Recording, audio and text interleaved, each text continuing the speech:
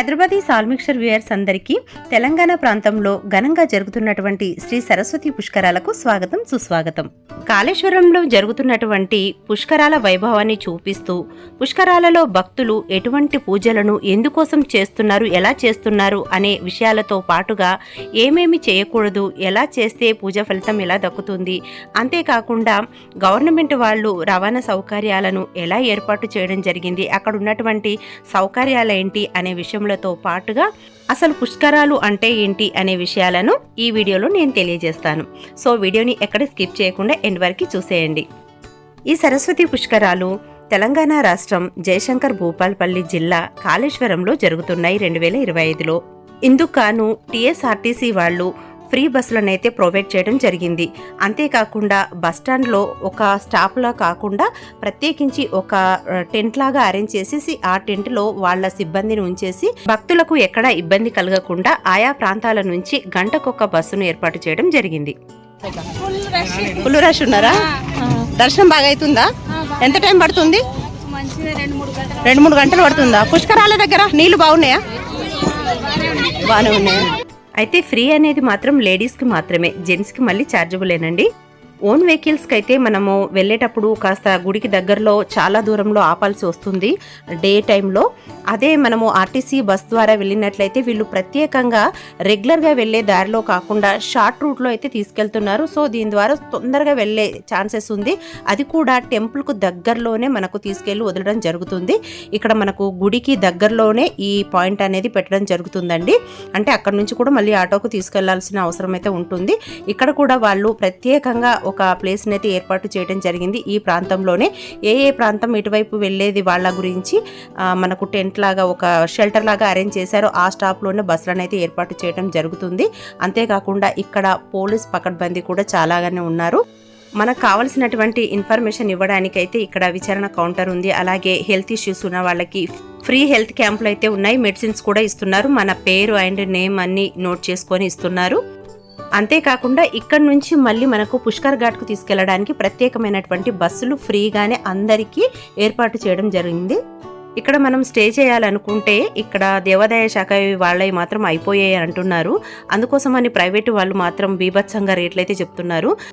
Per డేకి వచ్చేసి 3000 నుంచి 2500 వరకు నాన్ ఏసీ, ఏసీ అయితే 5000 డిమాండ్ చేస్తున్నారండి. అలా కాకుండా మీరు తక్కువ బడ్జెట్లో కావాలనుకుంటే చుట్టుపక్కల ఉన్న వాళ్ళను మీరు అడిగినట్లయితే వాళ్ళ ఓన్ హౌస్లోనే వాళ్ళు మనకు షెల్టర్ ఇస్తున్నారు. ఎంతో ఆత్మీయంగా మేము అలాగే ఉన్నాము. ఇప్పుడు మనం చూస్తున్నది టెంట్ సిటీ అండి. ఇందులో విఐపీలకు కానీ విఐపీలకు ఎమ్మెల్యేలకు వాళ్ళు స్టే చేయడానికి స్పెషల్ రూమ్స్ అయితే ఉన్నాయి. అంతేకాకుండా నార్మల్ భక్తులు కూడా బుక్ చేసుకోవచ్చు. బెడ్లు కూడా ఉన్నాయి. ఒక బెడ్ బుక్ చేసుకోవడానికి 500 ఏమో ఉంటుందంట. అన్ని ఫెసిలిటీస్తో ఉంది. ఇక్కడ నార్మల్ వాళ్ళు కూడా ఉన్నారు. అంతేకాకుండా ఇక్కడ షాపింగ్స్ కూడా చాలా ఉన్నాయి.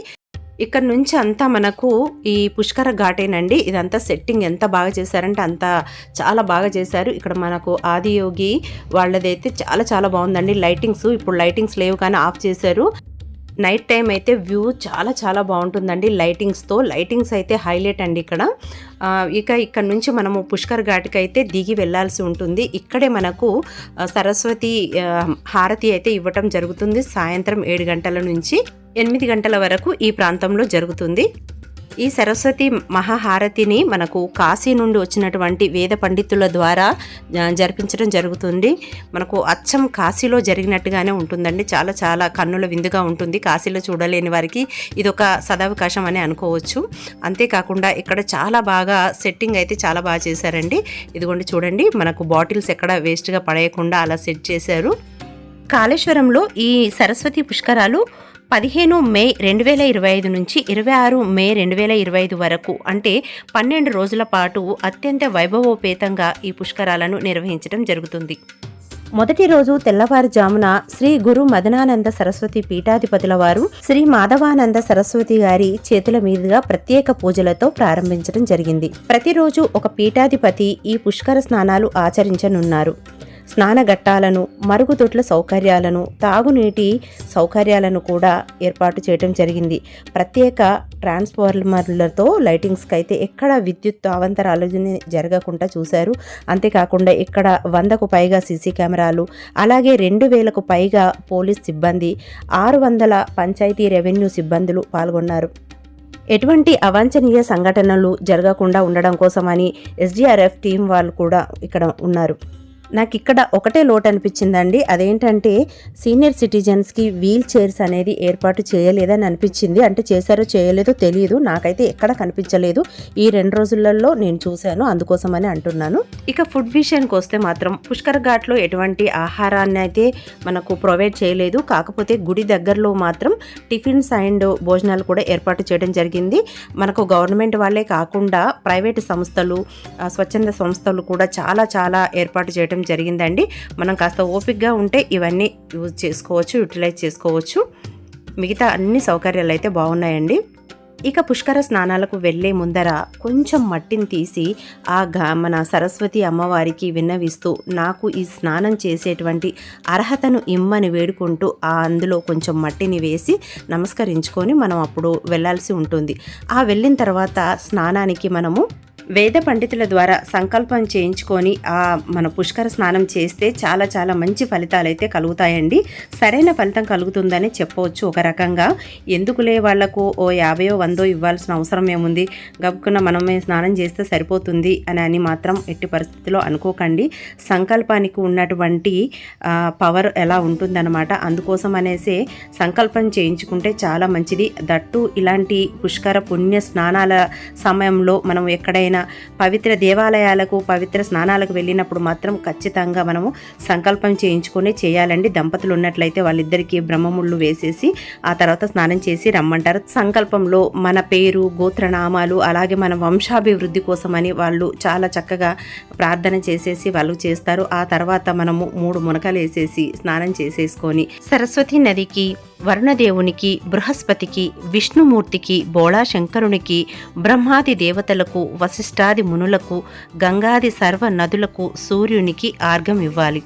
ఒకవేళ మీకు ఈ పేర్లన్నీ గుర్తు లేకపోయినట్లయితే 9 సార్లు ఆర్ఘ్యాన్ని వదిలేసేలాగా గుర్తుపెట్టుకోండి చాలు. ఏ పుష్కర స్నానమైనా పర్వాలేదండి. ఆ టైంలో, ఆ పుష్కరాల సమయంలో మనం స్నానం చేయటం వల్ల జప, ధ్యాన, అర్చన, గాన, తర్పణాది అనుష్ఠానాలకు, పితృపిండ ప్రదానాలకు అక్షయమైనటువంటి పుణ్యం లభిస్తుందని మహర్షులు చెప్పారు. ఈ కర్మల వల్ల శారీరక, మానసిక, బుద్ధి కల్మషాలు తొలగి మనశ్శాంతి లభించి పవిత్రులు, పునీతులు, తేజవంతులు, ఉత్తేజితులు అవుతారంట.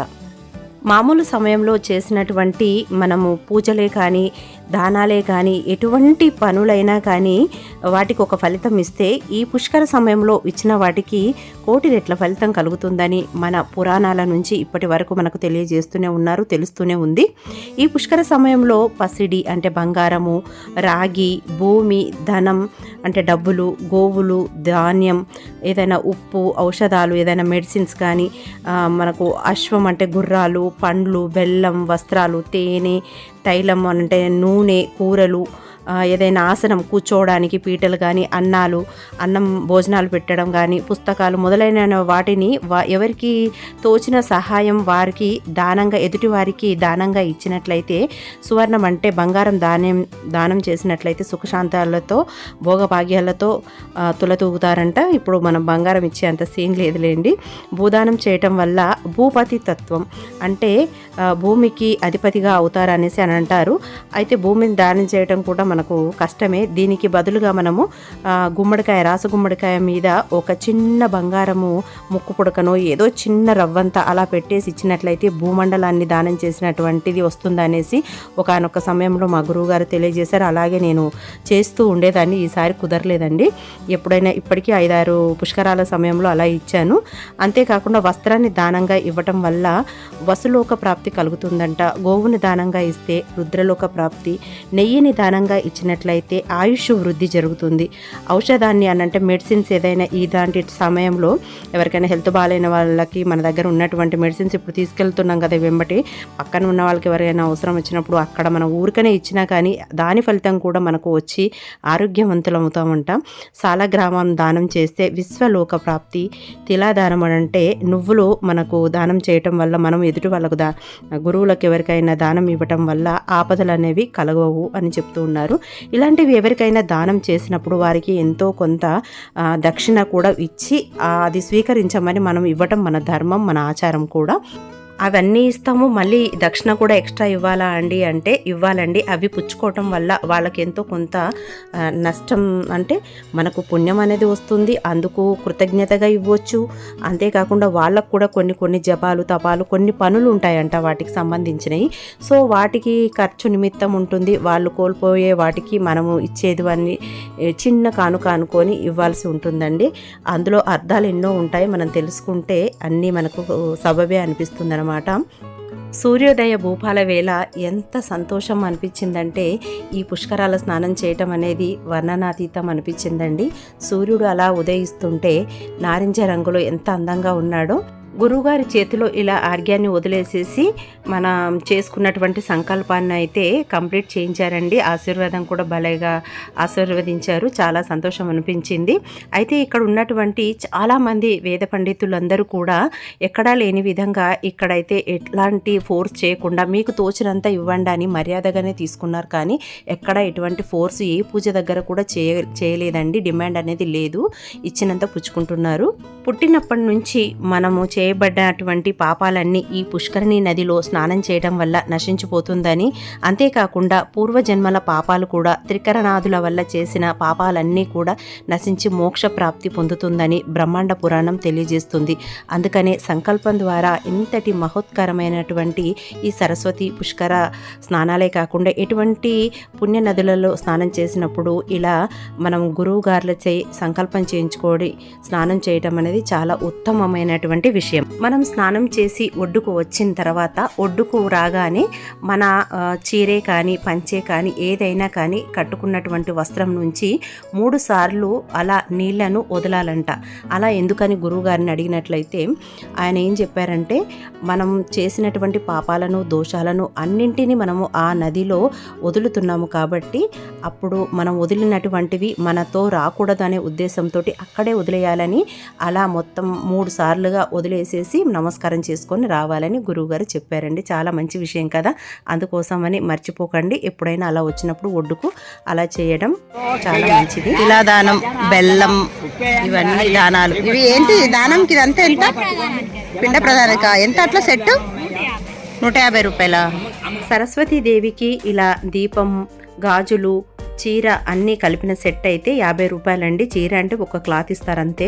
ఇంకా మిగిలిన దాంట్లో 365 ఒత్తులని ఒక గుత్తిలాగా పెడుతున్నారు, అదైతే 30 రూపాయలు ఓన్లీ. అందులో పసుపు, కుంకుమ, వత్తులు పెట్టేసి ఇస్తున్నారు. అలాగే అగ్గిపెట్ట కూడా ఇస్తున్నారు, దానిపైన కర్పూరం వేసేసి ఇస్తున్నారు. చాలా చౌకగానే రీజనబుల్గానే అయితే ఉన్నాయండి. అలా ఇస్తే మనం అక్కడే కొనుక్కోవచ్చు. కొబ్బరికాయ కూడా 30 రూపాయలండి. బాగున్నాయి కొబ్బరికాయలు కూడా. ఇంకా అలా మనం తీసుకొని వచ్చేసి మనం పొడి బట్టలు ధరించిన తర్వాతనే ఇవన్నీ చేయాలంటండి. స్నానం చేసి వచ్చిన తర్వాతనే తడి బట్టలతో ఎట్టి పరిస్థితిలో చేయకూడదనే గురువుగారు చెప్పారు. ఎందుకంటే తడి బట్టలతోనే చేస్తూ ఉంటాము తెలియక. నేనైతే అలాగే చేసేవాళ్ళం మేమైతే, కానీ అలా కాదని చెప్పారు. ఇక్కడ ఇది ఒక కొత్త విషయాన్ని తెలుసుకున్నాను.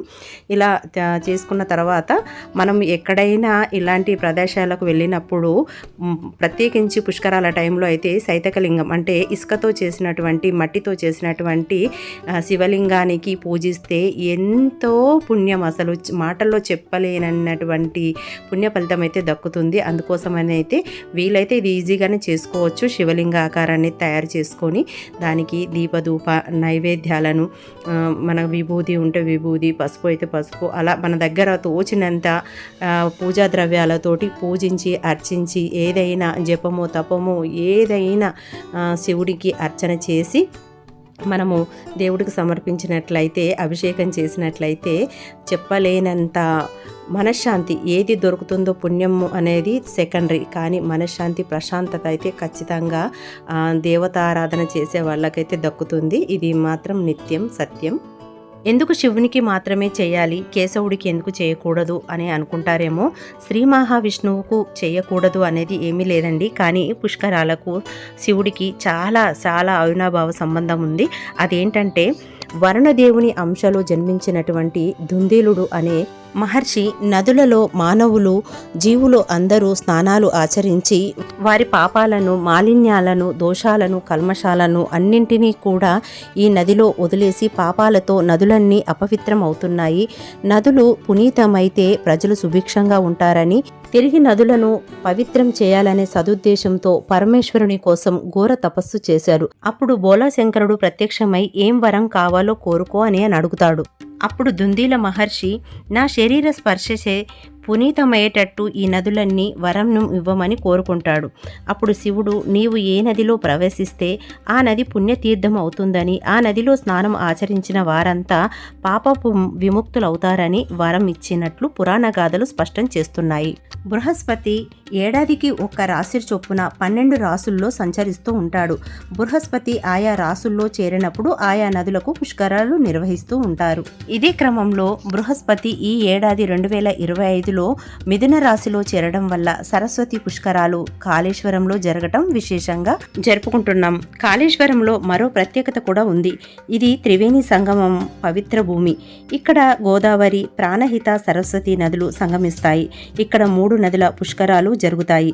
ఇక్కడ గోదావరి, ప్రాణహిత నదులు పుష్కరాలు చాలా వైభవంగా జరుగుతాయి.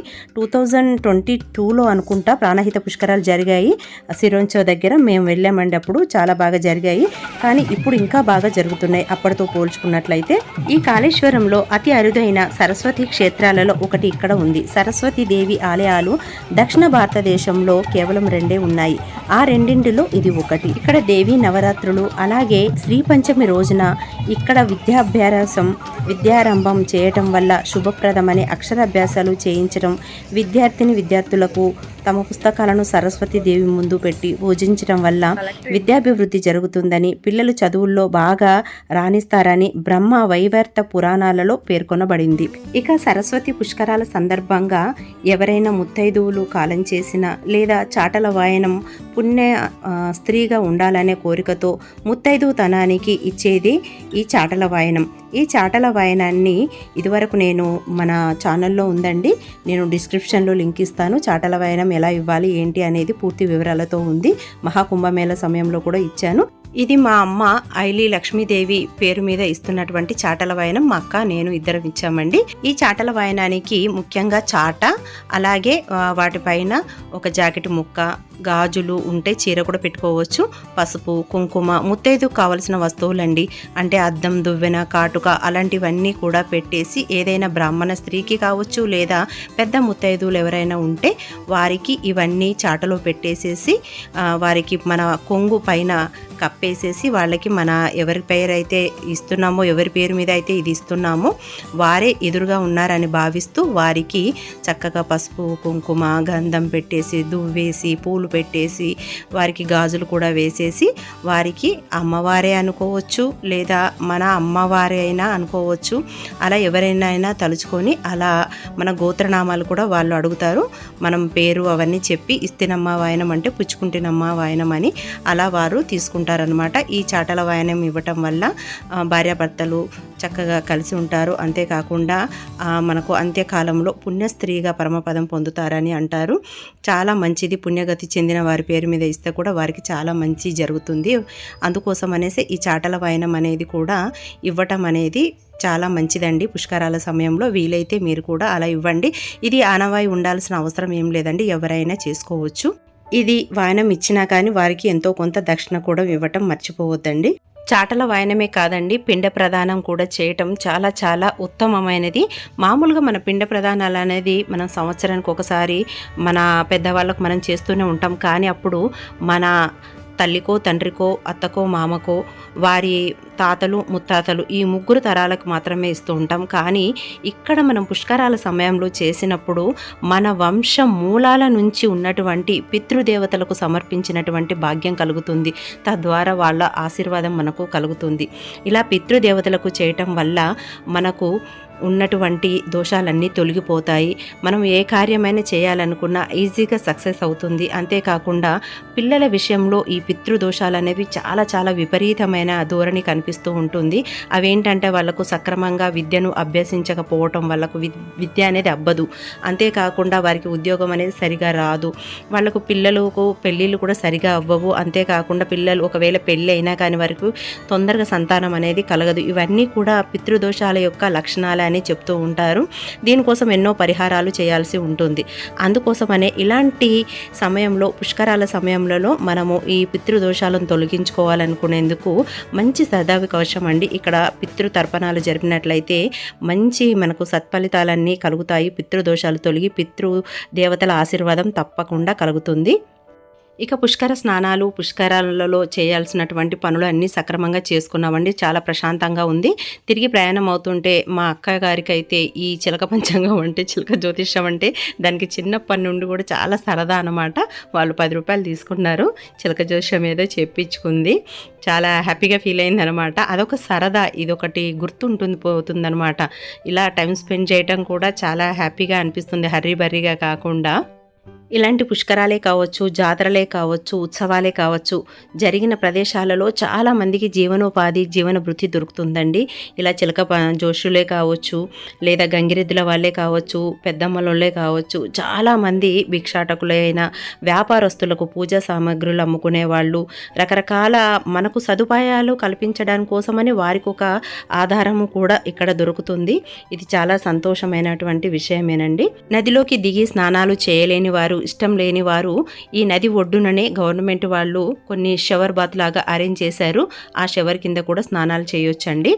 అంతేకాకుండా గోదావరి నది ఒడ్డున సరస్వతి పుష్కరాల సందర్భంగా సరస్వతి మాత యొక్క భారీ విగ్రహాన్ని, అంటే 17 అడుగుల ఏకశిలా విగ్రహాన్ని, ఒకే రాతితో చెక్కబడినటువంటి శిల్పం, అంటే కృష్ణశిల అంటారు దీన్ని. ఈ కృష్ణశిలను 17 అడుగుల ఏకశిలా సరస్వతి మాత విగ్రహాన్ని తయారు చేయడానికి మహాబలిపుర శిల్పులు దాదాపు 8 నెలల పైననే శ్రమించి మనకు అందించారు. ఈ సందర్భంగా వారికి ధన్యవాదాలు తెలియజేసుకుంటున్నాము. ఈ భారీ సరస్వతి మాత విగ్రహంతో పాటుగా 4 చతుర్వేదాలకు, 4 కాలాలకు ప్రతీకగా 4 విగ్రహాలు ఉన్నాయి ఇక్కడ. తాత్కాలిక మండపాన్ని కూడా ఏర్పాటు చేయడం జరిగింది. వేద మంత్రాల మధ్య, మంగళ వాద్యాల మధ్య సీఎం రేవంత్ రెడ్డి గారి చేతుల మీదుగా సరస్వతీ దేవి విగ్రహాన్ని ఆవిష్కరించారు. ప్రతిరోజు సాయంత్రం 7 గంటలకు నవరత్న మాల హారతిని ఇవ్వడం జరుగుతుంది. ఈ హారతిని కాశీ నుంచి విచ్చేసినటువంటి వేద పండితుల చేతుల మీదుగా శాస్త్రోక్తంగా జరుగుతుంది.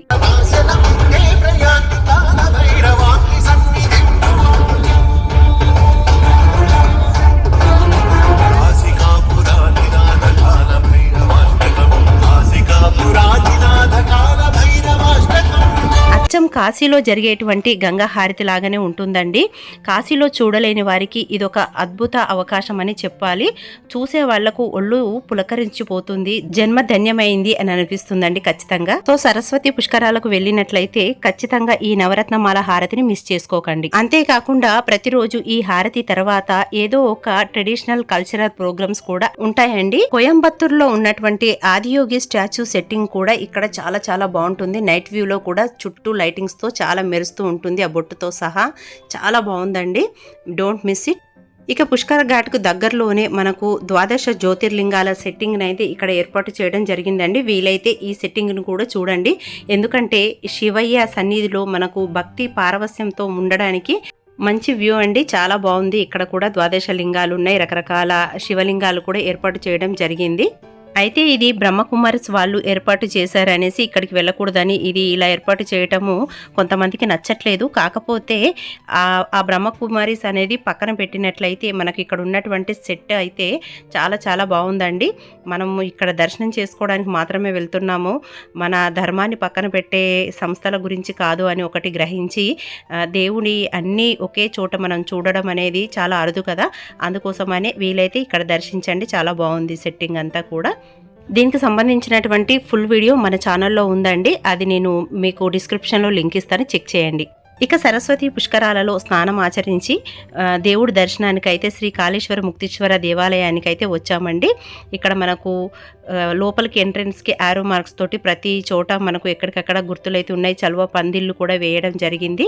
ఇలా వెళ్ళగానే మనకు ఇక్కడ ఎంట్రెన్స్లోనే మనకు శివయ్య ఇక్కడ కూర్చొని మనకు ఎంత బాగా దర్శనమిస్తున్నాడో చూడండి. ఈ పక్కనే మనకు సరస్వతి మాత యొక్క దేవాలయం ఉందండి. ఇది చాలా చాలా అరుదైనటువంటి క్షేత్రం అండి. ఇక్కడ స్వయంభూగా వెలిసినటువంటి అమ్మవారు చెప్పాను కదండి, ఇక్కడ శ్రీ పంచమికి చాలా బాగా అక్షరాభ్యాసాలు అయితే జరపడం జరుగుతుంది.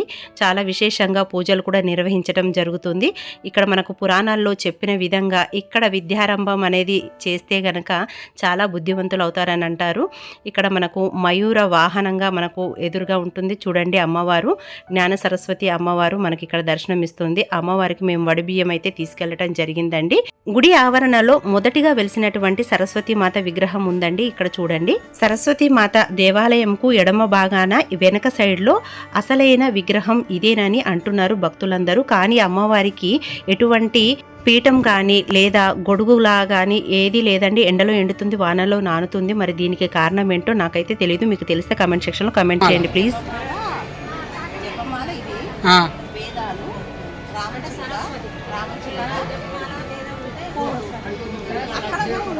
స్వయంభూగా వెలిసినటువంటి విగ్రహానికి ఈ పరిస్థితి ఏంటా అని నాకు బాధ. కాదు ఇదేనాట, ఇదే మెయిన్ విగ్రహం అంటే కొత్తది పెట్టిర్రట. ఈ సరస్వతి క్షేత్రంలోనే మనకు ఒక పురాతనమైనటువంటి జమ్మి వృక్షం అయితే మనకు దర్శనమిస్తుందండి. ఆ వృక్షం కింద అమ్మవారి విగ్రహం ఏదో ఉంది, కానీ అది ఏంటో కూడా అక్కడ రాసి పెట్టలేదు. ఇక శ్రీ కాళేశ్వర ముక్తీశ్వర స్వామి వారి యొక్క దర్శనానికి ధర్మ దర్శనం మాత్రమే ఉందండి. స్పెషల్ దర్శనం అయితే లేదు. ఎందుకనంటే భక్తుల తాకిడికి తట్టుకోలేక అందరూ స్పెషల్ దర్శనం అని అంటే ఇబ్బంది అయిపోతుందని మొత్తానికైతే ఒకటే ధర్మ దర్శనం అని పెట్టారు. అందుకోసం అనేసి ఇలా తిరిగి రావాల్సి వచ్చింది. తూర్పు ద్వారం నుంచి ముందుకైతే వెళ్తున్నాము. ఇక్కడ ధర్మ దర్శనానికి క్యూ అయితే ఉందండి, కానీ క్యూ ఎక్కడ కూడా ఆటంకం అనేది లేకుండా ముందుకు వెళ్తూనే ఉంది. మధ్య మధ్యలో ఫ్యాన్లు, కూలర్లు కూడా అరేంజ్ చేశారు, వాటర్ సప్లై కూడా అరేంజ్ చేశారు. అన్నీ తీసుకొని బయటికి రాగానే మనకు ఇక్కడ లడ్డు ప్రసాదాలు, పులిహోరాలు కూడా అమ్ముతున్నారు. అవి ప్రసాదంగా మనం కొనుక్కోవాల్సి ఉంటుంది. ఇక షాపింగ్ చేసే వాళ్ళు షాపింగ్ చేసుకోవచ్చండి. ఇక్కడ వైఫై కూడా అమ్ముతున్నారండి, 10 రూపాయలు. సో ఇవ్వండి సరస్వతి పుష్కరాల వైభవం. పుష్కరాలలో భక్తులు ఆచరించినటువంటి పూజా విధానాలు అన్నీ నేను మీకు వివరంగా తెలియజేశానండి. ఇక ఈ వీడియో కనుక మీకు నచ్చినట్లయితే తప్పక లైక్ చేయండి, షేర్ చేయండి. అలాగే కొత్త వారైతే మన ఛానల్ ని సబ్స్క్రైబ్ చేసి బెల్ బటన్ ని ఎనేబుల్ చేయండి. కాళేశ్వరం పూర్తి టెంపుల్ విశేషాలను పూర్తి వివరంగా చూపిస్తూ మీకు ఎక్స్ప్లెయిన్ చేయడం జరుగుతుందండి. అందుకు మీరు ఓం నమః శివాయ కమెంట్ సెక్షన్ లో కమెంట్ చేయండి. అందరూ బాగుండాలి, అందులో మనం ఉండాలి. సర్వే జన సుఖినో భవంతు. ఓం నమః శివాయ. స్వస్తి.